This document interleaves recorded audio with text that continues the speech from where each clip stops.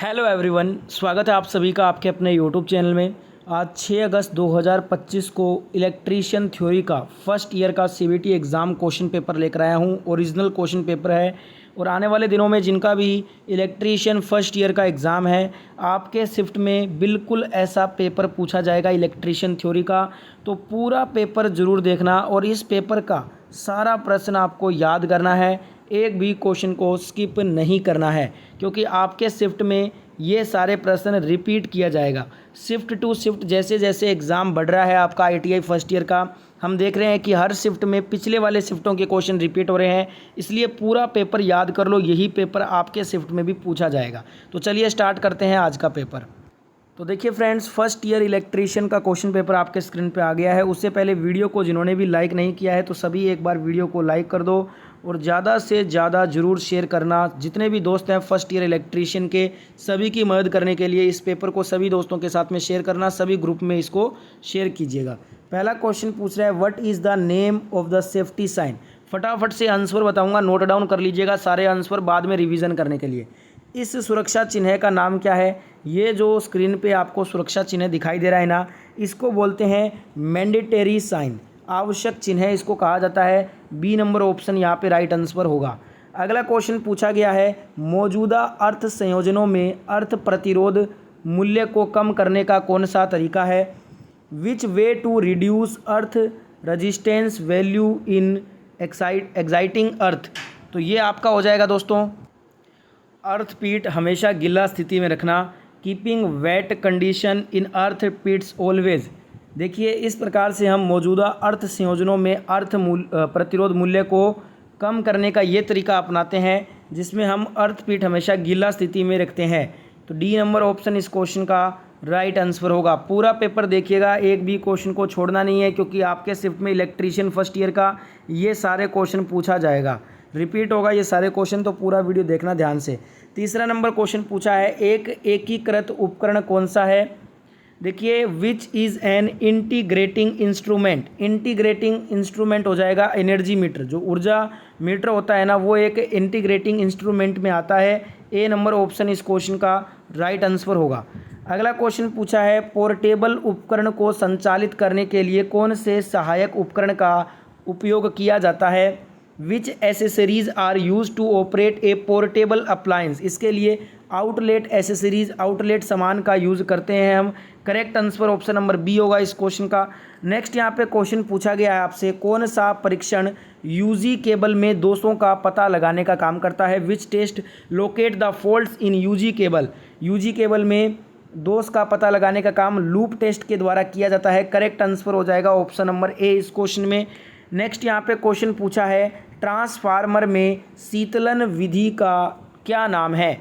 What is the name of cooling method in transformer.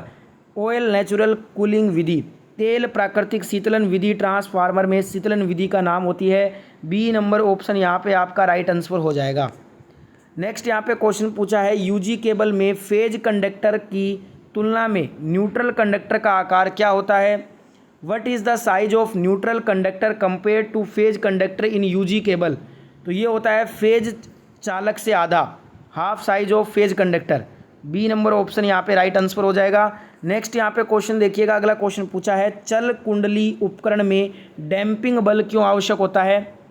Y damping force is required in moving coil instrument. ये होता है दोलनों के बिना सुई को नियंत्रित करता है ये। Arrest the needle without oscillation. B number option यहाँ पे राइट हो जाएगा। पूरा पेपर सभी को देखना है, क्योंकि इलेक्ट्रीशियन फर्स्ट ईयर का आपके शिफ्ट में हूबहू ये सारे प्रश्न रिपीट किए जाएंगे।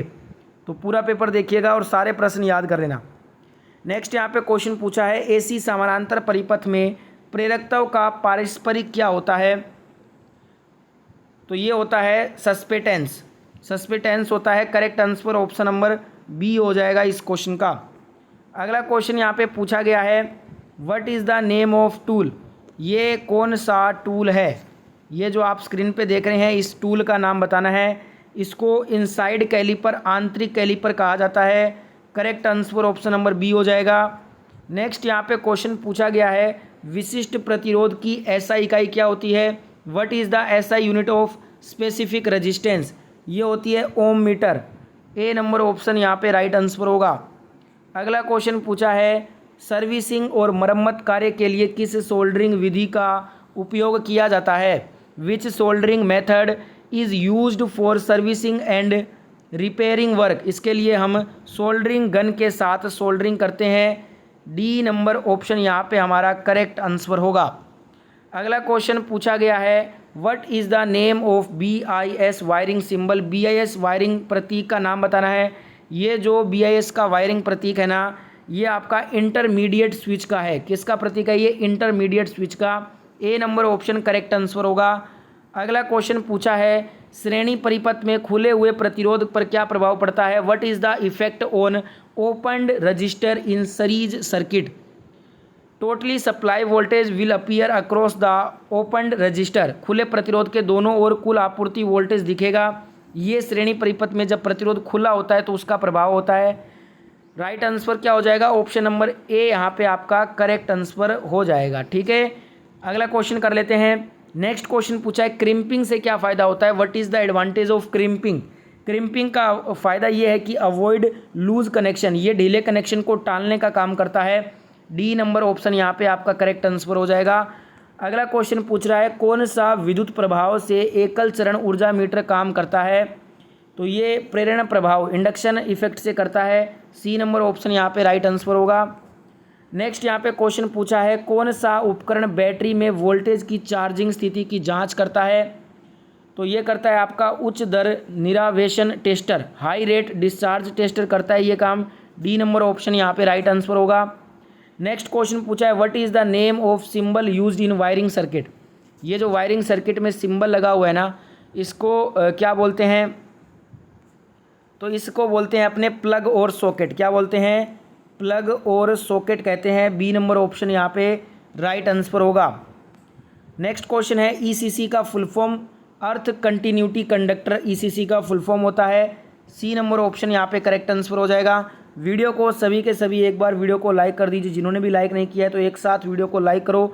और जितने भी फर्स्ट ईयर के इलेक्ट्रीशियन के दोस्त हैं सभी की मदद करने के लिए इस पेपर को सभी दोस्तों के साथ में शेयर करना, क्योंकि यही पेपर आपसे पूछा जाएगा आपके शिफ्ट में।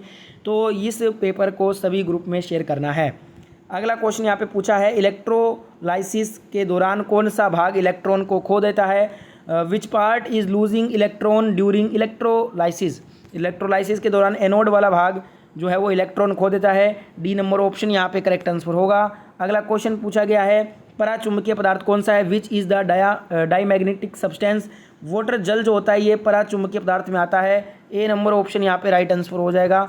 नेक्स्ट क्वेश्चन पूछा है गीले चक्की में किस प्रकार की मोटर का प्रयोग किया जाता है। Which type of motor is used in the wet grinder. इसमें capacitor start induction run motor का यूज़ करते हैं हम। बी नंबर ऑप्शन यहाँ पे करेक्ट आंसर हो जाएगा। नेक्स्ट यहाँ पे क्वेश्चन पूछा गया है आपसे what is the name of the accessory in electrical appliance. ये कौन सा जो है ना एक्सेसरी है उपकरण के अंदर, विद्युत उपकरणों में ये कौन सा एक्सेसरी है, इसका नाम बताना है। तो इसको अपने बोलते हैं सीधे प्रवेश के साथ लोहे संयोजक, iron connector with direct entry. D number option यहाँ पे करेक्ट आंसर होगा। नेक्स्ट क्वेश्चन देखिएगा। अगला क्वेश्चन है विद्युत केतली में सोल प्लेट का उद्देश्य क्या होता है। What is the purpose of soul plate in electrical cattle. तो इसमें होता है तत्व को कंटेनर में के निकट संपर्क में रखें। Keep the element in close contact with container. Right answer हो जाएगा सी नंबर ऑप्शन। ठीक है, नेक्स्ट क्वेश्चन देख लेते हैं फटाफट से। अगला क्वेश्चन आपके स्क्रीन पे है यदि ऊर्जा मीटर डिस्क बिना किसी लोड के लगातार घूमती है तो कौन सी त्रुटि है। क्रिम्पिंग त्रुटि इसको बोलेंगे हम। करेक्ट आंसर हो जाएगा बी नंबर ऑप्शन। अगला क्वेश्चन है 3 फेज सर्किट में फेज विस्थापन कितना होता है। What is the phase displacement in 3 phase circuit. ये होता है 120 डिग्री का। सी नंबर ऑप्शन राइट हो जाएगा। सिंगल फेज में होता है 90 डिग्री का। अगला क्वेश्चन पूछा गया है ओवरहेड लाइनों में कंडक्टर की लंबाई बढ़ाने के लिए किसका उपयोग किया जाता है। Which used for extending the length of conductor in overhead lines. इसमें हम करते हैं वेस्टर्न यूनियन जॉइंट का उपयोग। सी नंबर ऑप्शन यहाँ पे राइट आंसर होगा। अगला क्वेश्चन पूछा है सीसा अमल सेल में विद्युत अपघट्य की तरह क्या उपयोग किया जाता है। Which is used an electrolyte in lead acid battery. इसमें हम तनु सल्फ्यूरिक अम्ल का यूज़ करते हैं? B number option right answer होगा। पूरा पेपर देखिएगा, एक भी क्वेश्चन को छोड़ना नहीं है, स्किप नहीं करना है। आपके शिफ्ट में हूबहू ये सारे प्रश्न रिपीट होंगे फर्स्ट ईयर इलेक्ट्रीशियन एग्जाम में। अगला क्वेश्चन पूछा है, कौन सी युक्ति धूप को विद्युत ऊर्जा में बदलती है? विच device converts sunlight into electrical energy? धूप को विद्युत ऊर्जा में फोटोवोल्टेइक सेल बदलता है। बी नंबर ऑप्शन यहाँ पे हमारा राइट आंसर हो जाएगा इस क्वेश्चन का। अगला क्वेश्चन पूछा है, ओम के नियम से संबंधित विद्युत राशियाँ कौन सी हैं? What electrical quantities are related in Ohm's law? ये है धारा, वोल्टेज और प्रतिरोध, करंट, वोल्टेज एंड रेजिस्टेंस, ये सभी क्या हैं? ओम के नियम से विद्युत संबंधित राशियां हैं। वी बराबर क्या होता है? आई इंटू आर होता है, ठीक है। वी आई के समानुपाती होता है, आई आर के व्युत्क्रमानुपाती चलता है, ठीक है। अगला यहाँ पे क्वेश्चन पूछा है, जंक्शन बॉक्स में कौन सा वायर जॉइंट पाया जाता है? Which wire joint is found in junction box? Rat tail जोड़ पाया जाता है, रेट टेल जोड़। Right answer option number C होगा। अगला क्वेश्चन पूछा है, सिस्टम अर्थिंग कहाँ किया जाता है? Where system earthing is done? Generating station में हम सिस्टम अर्थिंग करते हैं। Correct answer option number A होगा इस क्वेश्चन का। नेक्स्ट यहाँ पे क्वेश्चन पूछा है, औद्योगिक प्रकाश व्यवस्था के लिए किस प्रकाश व्यवस्था का उपयोग किया जाता है? डायरेक्ट लाइटनिंग, प्रत्यक्ष प्रकाश व्यवस्था का प्रयोग करते हैं। Correct answer option number A होगा इस क्वेश्चन का। नेक्स्ट यहाँ पे पूछा है, AC 3 फेज पावर का सूत्र क्या होता है? What is the formula for AC 3 phase power? AC 3 phase power का सूत्र होता है P बराबर अंडर रूट में आएगा 3 VL/IL, इसके बाद आएगा आपका कोस थीटा। क्या आएगा? Cos theta. Under root 3 VL/IL cos theta, ये होता है 3 फेज पावर का सूत्र। Right answer option number C हो जाएगा। नेक्स्ट यहाँ पे क्वेश्चन पूछा है, कौन सा रिले AC और DC दोनों पर संचालित किया जा सकता है? Which of relay can be operated at both AC and DC? Impulse relay, आवेग रिले AC और DC दोनों पे संचालित होता है। सी नंबर ऑप्शन यहाँ पे आपका करेक्ट आंसर हो जाएगा। नेक्स्ट यहाँ पे क्वेश्चन पूछा है, एक निरपेक्ष उपकरण कौन सा होता है? Which is an absolute instrument? जो आपका स्पर्श रेखा टेंजेंट गैल्वेनोमीटर होता है ना, ये एक निरपेक्ष उपकरण में आता है, एब्सोल्यूट इंस्ट्रूमेंट में। Correct answer option number A होगा इस क्वेश्चन में। नेक्स्ट यहाँ पे क्वेश्चन पूछा है, मापने के उपकरणों में कौन सी सामग्री नियंत्रण स्प्रिंग बनाती है? Which material make control spring is measuring instrument? तो ये आपका फॉस्फर ब्रोंज बनाता है। सी नंबर ऑप्शन यहाँ पे करेक्ट आंसर होगा। Last question first year electrician paper का आज का, what is the type of fuse? ये कौन सा प्रकार का फ्यूज है?